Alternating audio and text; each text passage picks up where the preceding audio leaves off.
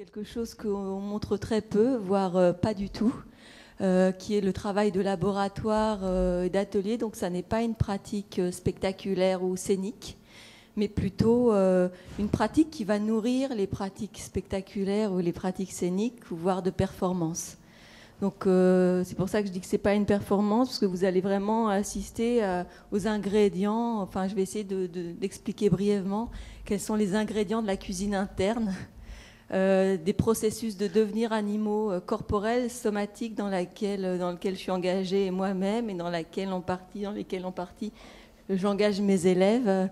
Ici, étudiants à l'université, à Paris 8 pour deux d'entre eux, et Paris 3 pour Louise, et au conservatoire avec moi, puisqu'ils sont jeunes acteurs et que j'enseigne aux jeunes acteurs dans les conservatoires de la ville de Paris.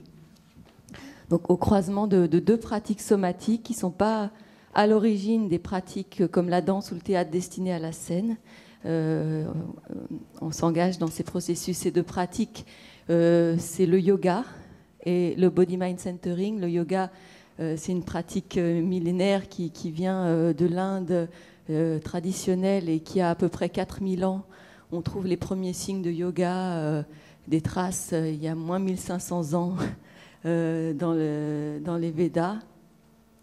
Et le body mind centering, ça date de 1973, fondé à New York par Bonnie Bainbridge Cohen, qui est danseuse, enfin, elle danse plus beaucoup maintenant, ergothérapeute, et qui est aussi sensibilisée au yoga et aux arts martiaux, donc qui subit des influences dans sa pensée, dans sa pratique orientale, au sens large.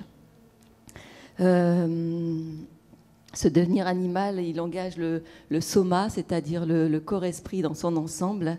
Il nous amène à vivre des chronologies qui sont très différentes des chronologies des calendriers. C'est vraiment un présent actuel qui se génère au fur et à mesure du mouvement, qui bourgeonne, qui germe dans le mouvement, rythmiquement. Et en cela, il a des affinités avec la danse de Nataraja, de création et destruction permanente du monde. On va commencer par la salutation au soleil, la plus simple dans le Ashtanga Yoga.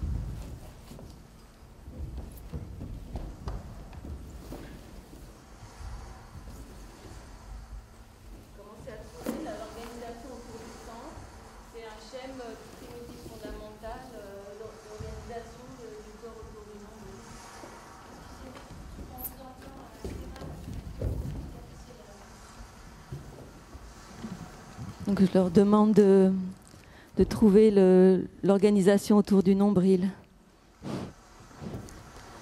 Et puis de commencer à emmener le tube digestif, la bouche, les os du crâne, les différents os du crâne qu'on travaille séparément un à un. L'occiput, les pariétaux, les temporaux, le frontal et le sphénoïde. Et la bouche. Et je les laisse s'engager à leur rythme jusqu'à l'animal.